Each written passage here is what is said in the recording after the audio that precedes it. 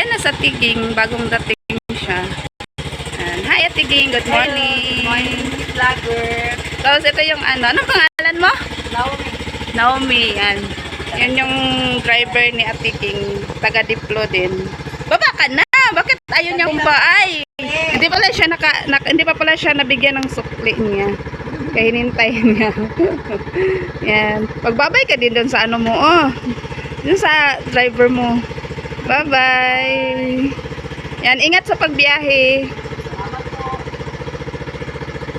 Yan. Alis na siya, guys. Good morning sa iyo.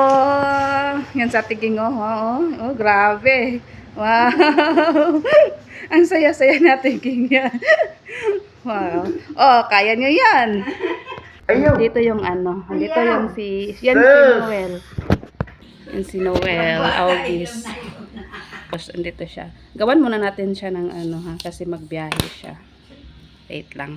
Pakiano nga ng ano, be?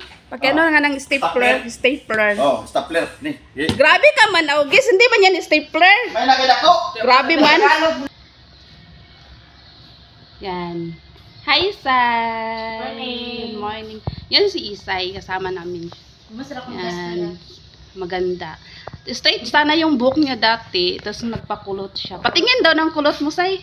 Yan. Nagpakulot siya, guys. Yan. Basa pa siya.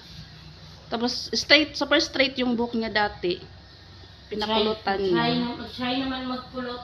Try niyang magkulot. Anong feeling ng buhok na kulot, Say? Wala lang, parang straight lang din. Buhok pa rin. Buhok pa rin. Pero ano siya, yung pagsuklay. Walang suklay-suklay. Walang suklay-suklay daw pag ano, sa kulot. High maintenance. Bakit siya high maintenance? Kailangan pa ng pagkatapos maligo, mag-cream, tapos yung oil niya para with lock. Di ba yun man din yun pag kahit straight, di ba? Hindi, ang Mag-cream. straight, conditioner lang kaya pagkatapos okay. maligo. Ito, pagkatapos, conditioner pa din, pagkatapos pag matuyo na sa towel, mag-cream. Cream. Pero feel mo, yung buhok na kulot, makapal siya kaysa straight. Kaya, yun man yung reason mo, no? Mas sige. voluminous. Okay. Try ka din! Ay, ayokong magkulot. Yan, balik na siya doon sa office niya. Ay, yesterday. Tingnan natin yung labas. Kasi parang mainit na naman ngayon ay.